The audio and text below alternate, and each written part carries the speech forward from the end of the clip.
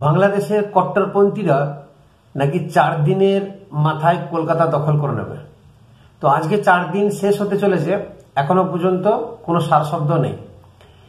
এই বাংলাদেশি মানুষেরা কট্টরপন্থী, বিশেষ করে যত মৌলবী মৌলানা মুমিন আছে, তাদের মুখের ভাষা, তারা তাদের খাদ্যদ্রব্য এমন খায় শরীরকে গরম রাখে এবং মুসলিম সমাজকে সবসময় তাতিয়ে পুড়িয়ে রেখে দিতে চায়। তাদের বক্তব্য যেন ছেলের হাতের মোয়া করবে। শুধু তাই নয়, বাংলা, বিহার, উড়িষ্যা, উত্তর ভারতের বেশ কিছু অংশ তারা দখল করে নেবে। ইভেন বিএনপি বুড়ো বুড়ো নেতা তারাও নাকি বলছে যে নবাব সিরাজউদ্দৌলার যে মূল নকশা, সেই নকশা অনুযায়ী আমাদের বাংলা, বিহার, উড়িষ্যা, আসাম এগুলো প্রাপ্য, এগুলো দিয়ে দিতে হবে। যেন ওর মা বন্ধক রেখেছিল ভারতের কাছে, তা ছাড়িয়ে নেবে ও। যে বাংলাদেশটা যে ভারতেরই, সেটা ও ভুলে গেছে। আর নবাব সিরাজউদ্দৌলা যে বলছে যে আমাদের নবাব সিরাজউদ্দৌলা তো মুর্শিদাবাদ তো এখন আমাদের ভারতেরই অংশ। তাহলে নবাব সিরাজউদ্দৌলার নকশা অনুযায়ী যদি বাংলা, বিহার, উড়িষ্যা, আসাম থাকে, তাহলে বাংলাদেশটাও আছে। অতএব বাংলাদেশ আমাদের, বাংলাদেশকে আমরা নিয়ে নিতেই পারি কথা অনুযায়ী, ওনার কথা অনুযায়ী।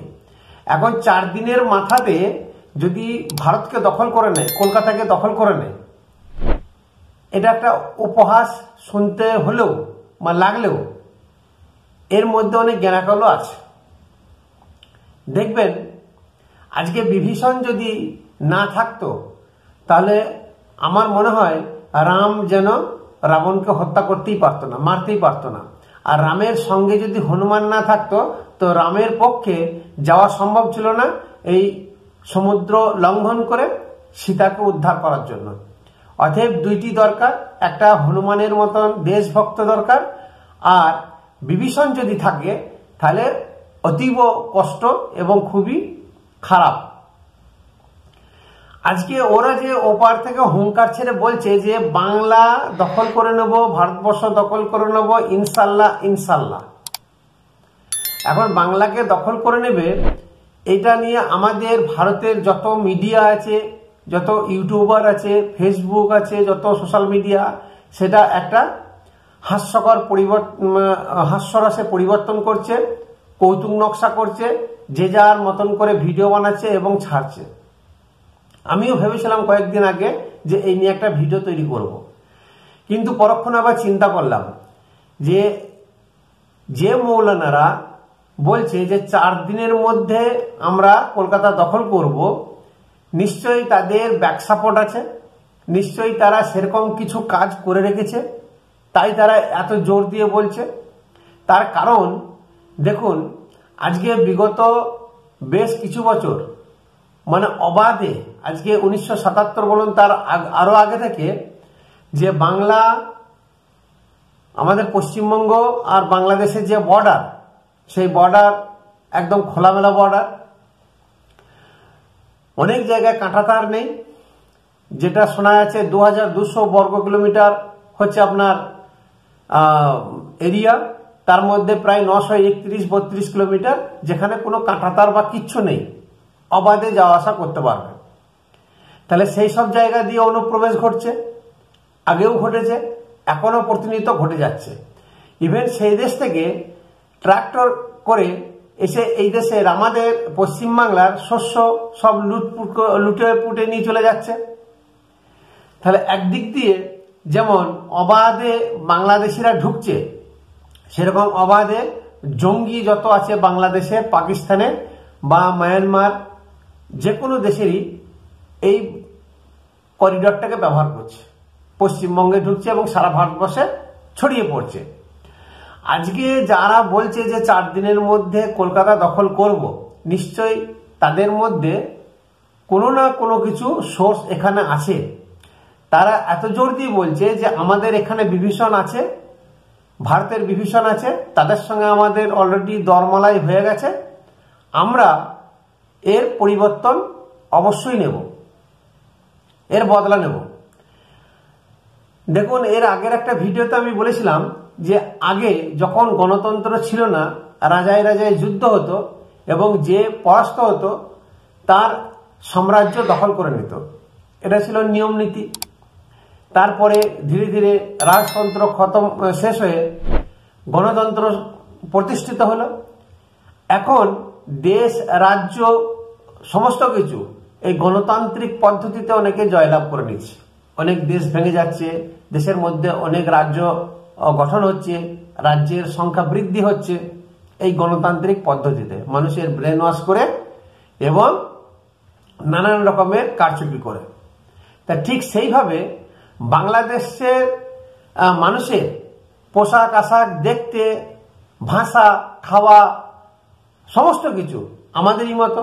মানে আমরা তো সমগ্র বাঙালি, একসময় তো সমগ্র বাংলাই ছিল। তাহলে সেখানে কিন্তু শনাক্তকরণ খুবই কঠিন হয়ে পড়ে। আজকে নদিয়া, মুর্শিদাবাদ, মালদা মানুষদের যা ভাষা, যা বুলি, তা কিন্তু বাংলাদেশের মানুষের সঙ্গে মিলজুল আছে। অতএব আমরা অনেক সময় ধোঁকাও খেয়ে যাই যে কে বাংলাদেশি প্রকৃত আর কে আমাদের ভারতীয় পশ্চিমবঙ্গের অধিবাসী। এই নিয়ে আমাদের বর্তমান মুখ্যমন্ত্রী সংসদে বহুবার হামলা করেছিলেন। যখন বামফ্রন্ট সরকার ছিল উনি বলেছিলেন যে বাংলাদেশ থেকে যত বাংলাদেশিরা এসে এখানে ভোট লুট করে যাচ্ছে, ভোট দিয়ে যাচ্ছে একতরফাভাবে, কমিউনিস্ট এখানে জিতে যাচ্ছে। ঠিক সমপরিমাণ সেই ফর্মুলাতেই উনি কিন্তু আজকে রাজ করছেন। আজকে কমিউনিস্টের জমানাতে যত না মানে ঢুকেছে, তখন এত মিডিয়া ছিল না, শুধুমাত্র প্রিন্ট মিডিয়া ছিল, এত ক্যামেরা ঘুরতো না, মানুষের এত নলেজ ছিল না, খোঁজ খবরও রাখতো না। কিন্তু এখন মিডিয়ার দৌলতে, ক্যামেরার দৌলতে, নেটওয়ার্কের দৌলতে আজ বাড়িতে বসে বসে সমস্ত কিছু দেখতে পাচ্ছে, শুনতে পাচ্ছে। যে পরিমাণে রোহিঙ্গা ঢুকেছে, আজকে শাহজাহান সন্দেশখালীতে আমরা দেখেছি কি পরিমাণে ওখানে ইডি সিবিআই কে অ্যাটাক করেছে। ওখানে নয় করে 90% যা মানুষ বসবাস করে বেশিরভাগই বাংলাদেশি। দক্ষিণ 24 পরগনা, উত্তর 24 পরগনা, মালদহ, মুর্শিদাবাদ, নদিয়া এগুলোতে বাংলাদেশিতে ছেয়ে গেছে। তাহলে জনসংখ্যা যদি বৃদ্ধি পায় এবং সারা ভারতবর্ষে ছড়িয়ে পড়ে, আর পশ্চিমবাংলায় যদি আমাদের সব থেকে বেশি হয়, তাহলে অটোমেটিক আমাদের ডেমোগ্রাফিটা চেঞ্জ হবে। আজকে যখনই আধার লিঙ্ক করতে বলা হয়েছে, তখনই দেখা গেল নয় করে 2 লক্ষ আপনার 100 দিনের কাজের মানে কার্ড ক্যান্সেল হয়েছে। তাহলে বুঝতে পারছেন যে কি হারে আমাদের আজকে আমরা যারা প্রকৃত পশ্চিমবঙ্গবাসী তারা আবাস যোজনার টাকা পাচ্ছি না, অথচ বাংলাদেশ থেকে এসে তারা জায়গা পেয়ে যাচ্ছে, আবাস যোজনার টাকা পেয়ে ঘর বাড়ি বানিয়ে নিচ্ছে, বহাল তবিয়তে আবার ইনকলাব জিন্দাবাদ, টিএমসি জিন্দাবাদ করে তারা তাদের সংসার চালিয়ে নিচ্ছে। তারা তাদের সন্তানদেরকে ঠিক সরকারি কোনো না কোনো পোস্টে নিয়োগও করে দিচ্ছে।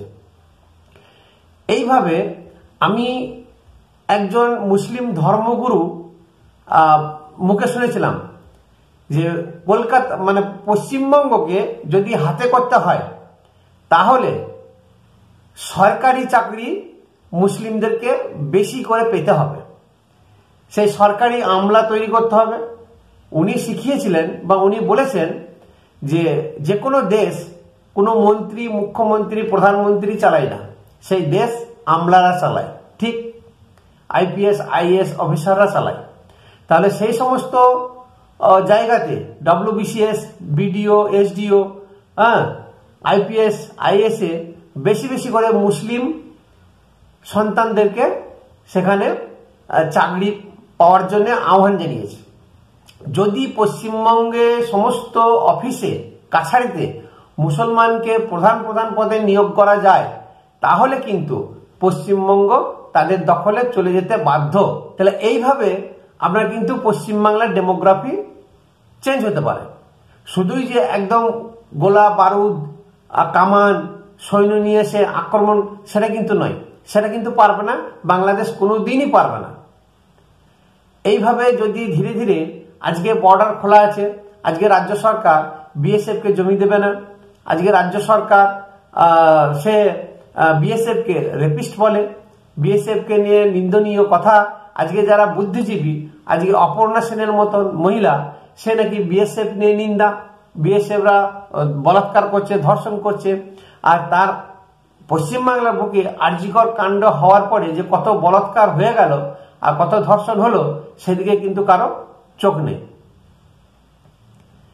এখন প্রশ্ন হচ্ছে যে এইভাবে যদি ডেমোগ্রাফি চেঞ্জ করা যায়, তাহলে অবশ্যই 4 দিনের মাথায় কলকাতা দখল করে নিতেই পারে।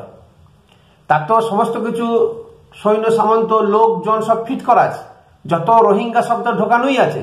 আজকে ভাবা অ্যাটমিক রিসার্চ সেন্টার বলুন বা যে কোনো আমাদের কেন্দ্রীয় সরকার বা রাজ্য সরকারের বড় বড় অফিস তার ঠিক করছে, তার চারপাশে রোহিঙ্গা ঘুরে বেড়াচ্ছে।